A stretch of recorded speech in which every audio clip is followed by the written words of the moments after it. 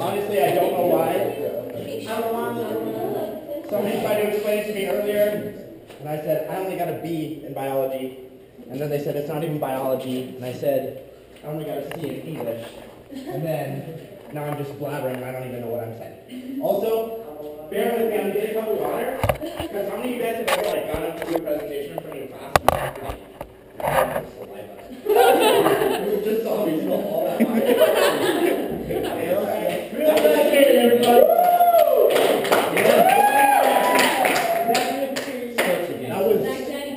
That was swag if I've ever seen it. Alright. So like Ari said, I've known Ari for years. We went to camp together. Who's going to camp? I want to hear what you're doing. Are you going?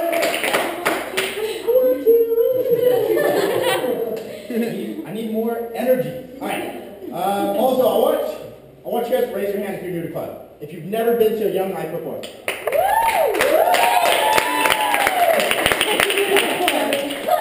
What is this? Everybody look at these two girls. I didn't call you out, but you raise your hand like this. What is this? Raise your hand if you're new to club.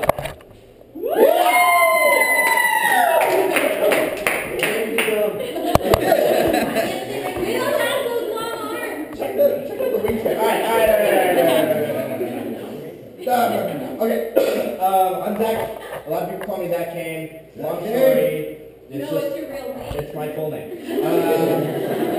Also, like Ari said, like I just said to Ari and all of you guys, I went to camp and I was sitting in the exact same spot. Move you guys to Corrales, and I was sitting in the exact same spot when I was a sophomore in high school, like a lot of you guys are. I had a friend that went to Steve that went to Young Life, and he invited me to Young Life, so I came and I showed up, and I had never heard any of this stuff that we've been talking about all semester in my entire life. So a lot of you guys come here, you think like, oh, I'm just going to tune out for that part because I don't know that part, but like, trust me, it's relevant, I promise you. Another thing, I know we all have cell phones. And if you don't have a cell phone, it's probably because you're awesome, and you're also a genius. So if we could just turn our phones to silent, that would be gangster. But you know what? My friend Tupac, I don't know if y'all have heard of him, he would turn off his phone for these kind of talks. So if y'all want to do that, that would be cool. Not sure which cup of water is mine, but see, I'm already running out into the slide. Alright, so the past few weeks since the beginning of the club, since we came here, we've been talking. And we've been talking about this guy, Jesus, every week. And we've talked about how he's a man, how he is 100% man. He eats, he gets hungry, he cries, he gets upset, he's angry, he mourns, he's a person, just like the rest of us. He has emotions just like the rest of us. Then we talked about how he's also 100% God, and I know what you mathematicians are thinking, like, 100% plus 100%, it doesn't make sense. And it does, I promise you, it does. Just trust. Alright, we talked about he's 100% God. He goes around, he heals people. He did miracles. He did miracles, things that people can't do. He did it. We have this book, and we've been kind of going through this book, the Bible, and it talks a lot about this guy Jesus' life and what he did in his life. And then we did quite a few weeks of talking about this guy Jesus, how cool and how awesome he was. Awesome guy, just an amazing person, amazing human being. And then we got to this part where we kind of took a step back from Jesus and looked at this thing called sin. And this thing called sin is something that we're all born with. Ari came up here and she shared how everybody has it and how it sucks. It does, truthfully. It doesn't seem fair. We're born with it. We are. And then the next week she came up and she talked about the consequence. What does it mean that we have sin? Like, so what? We all have this thing. Like, yeah, we have it, but so what?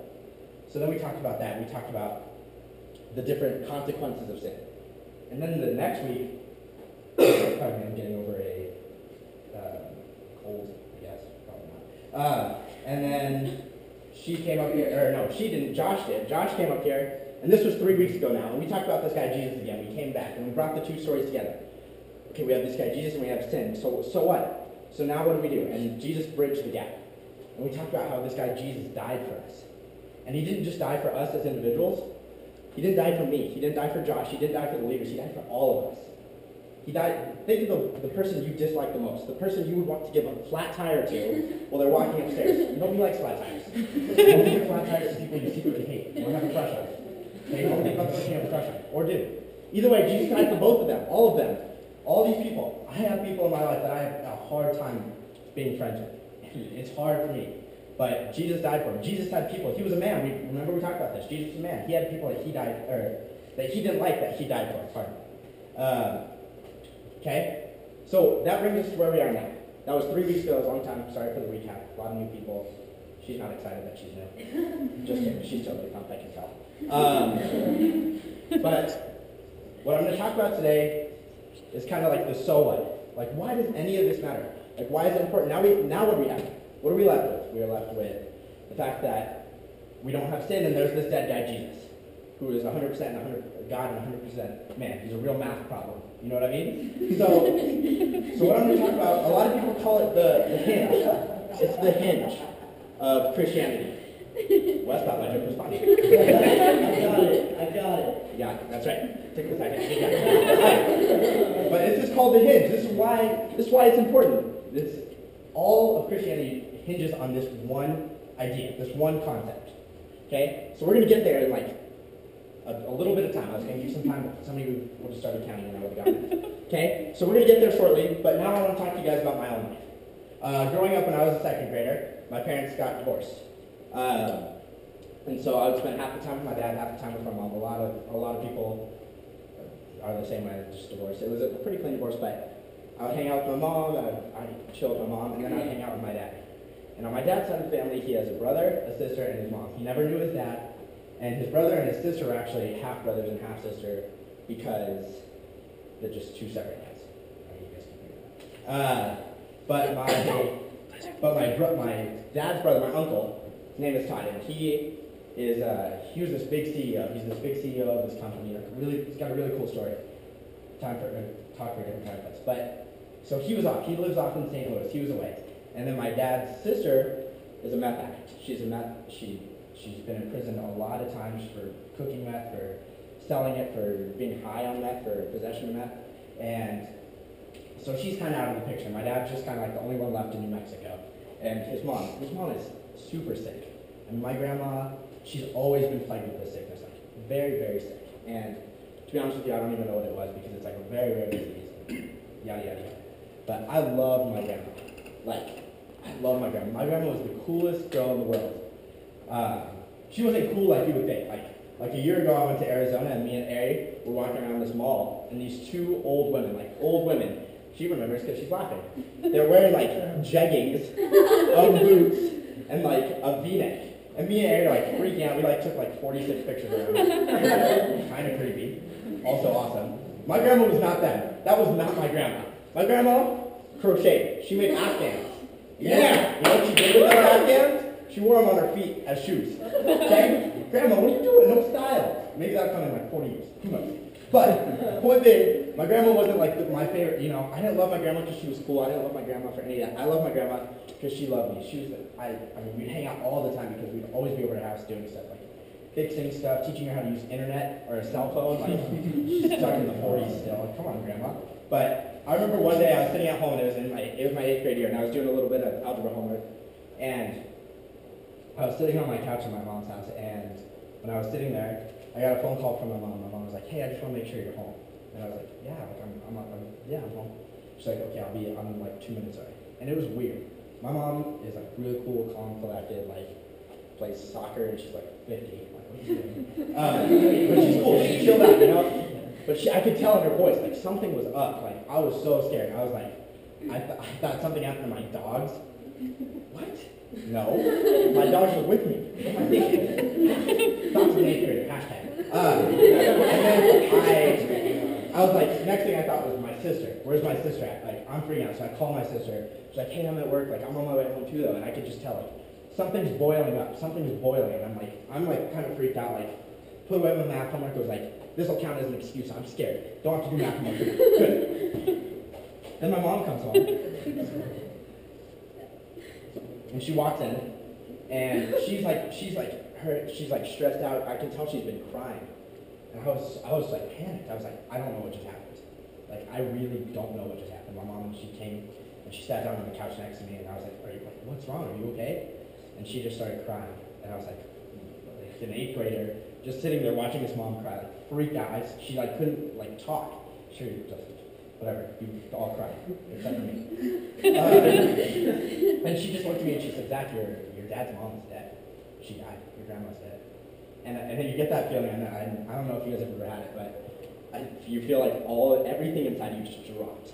I felt like I had a lung in my shoe. You know what I mean? It was bad. It's that bad feeling that you get. How many of you guys have ever lost somebody that's a close friend or a family member? I know a lot of you guys at Cleveland have it like recently. Like, it sucks.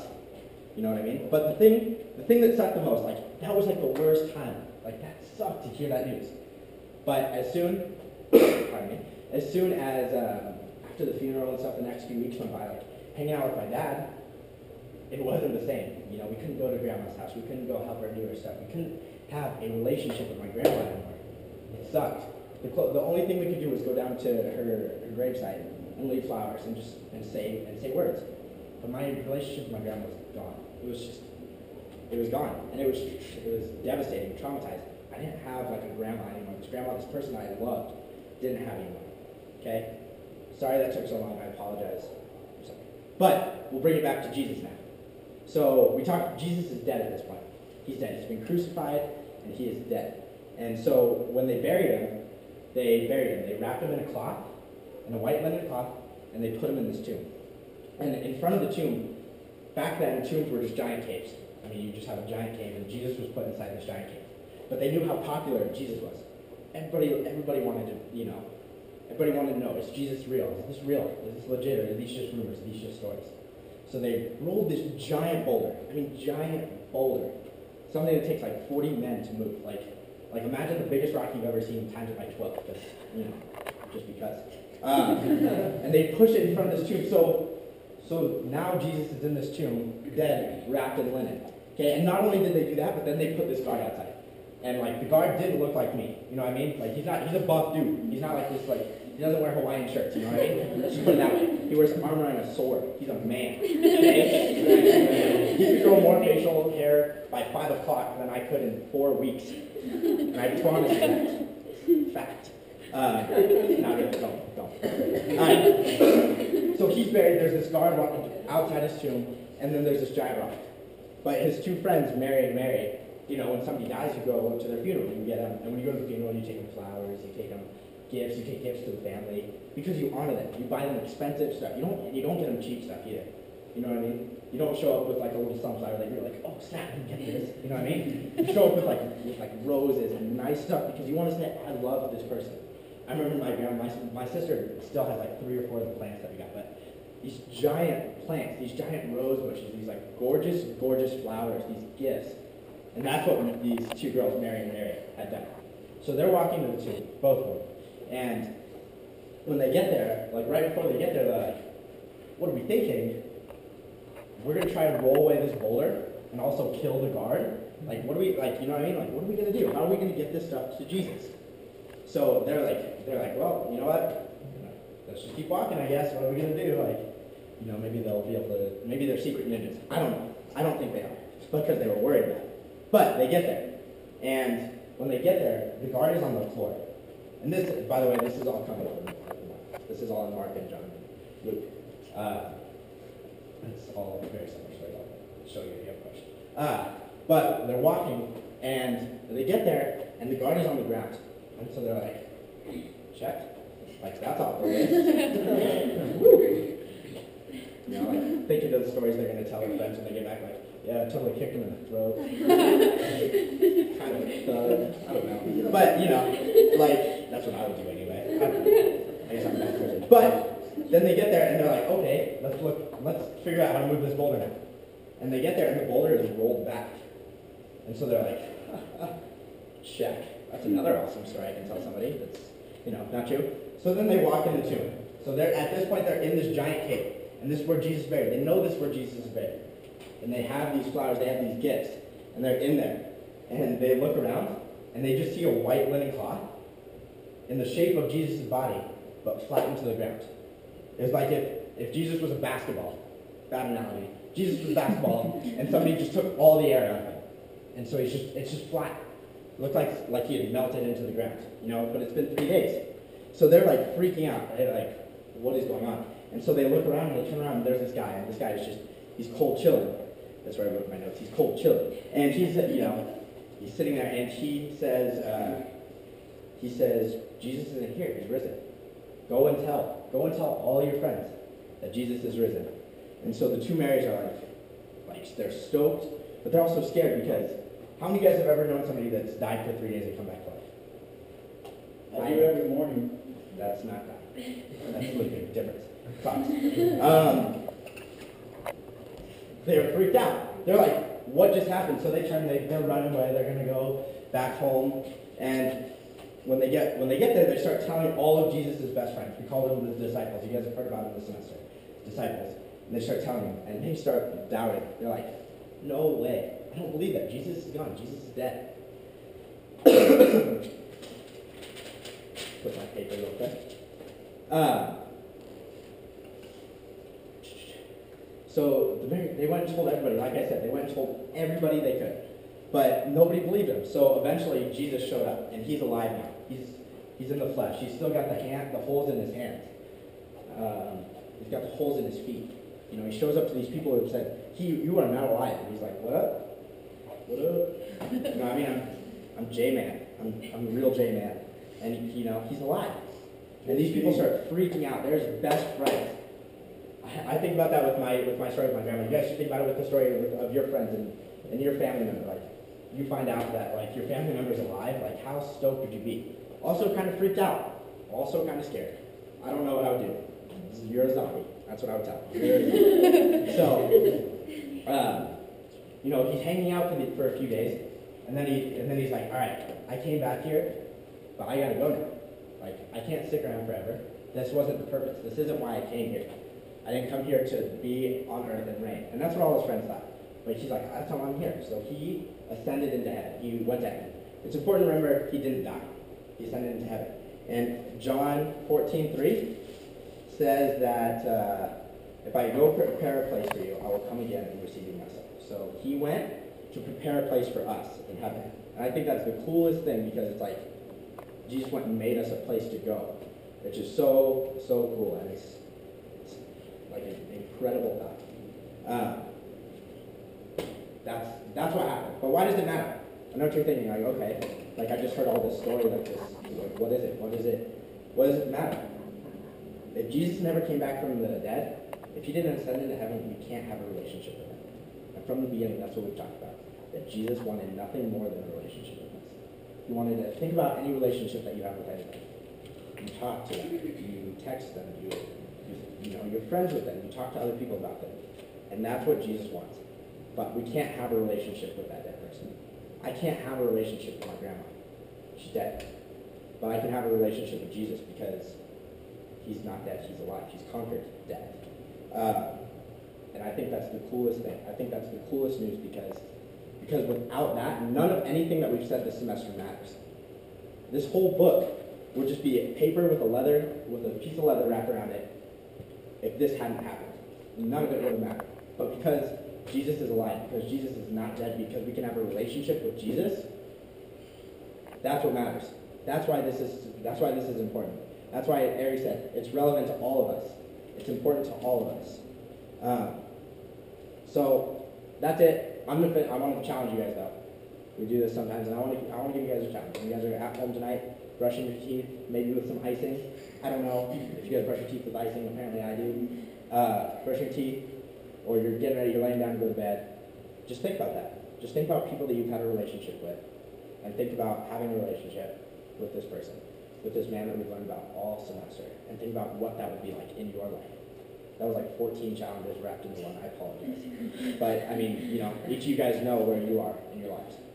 And this thing swivels, so now I'm pointing at people. It's really funny. All right, sorry. There it is. Jesus is not dead. And that's why any of this matters, and that's why it's still relevant today, and that's why it's important. So, there you go.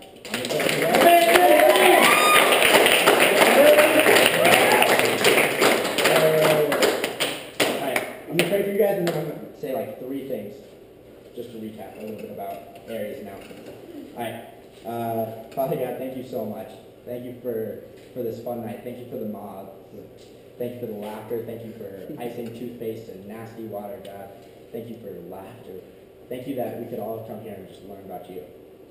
And more importantly, God, thank you so much that you conquered death, that you are alive, so we can talk to you, so we can have this conversation right now with you, God.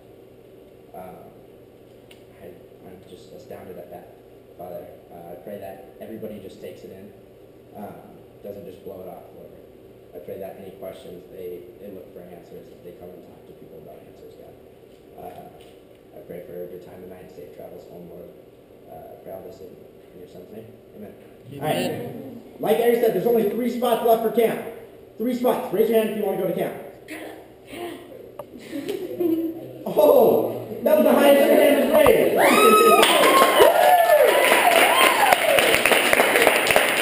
All right. Second thing I want to say, there was like 6 new people here tonight. That's awesome. Let's keep doing that. Let's keep bringing more people. Also, third, finally, foremost, meeting right now if you are interested in going to camp at all. If you're interested in going to camp at all, right over here, look for this guy. Raise your hand, stand up. Okay. Woo! There he is.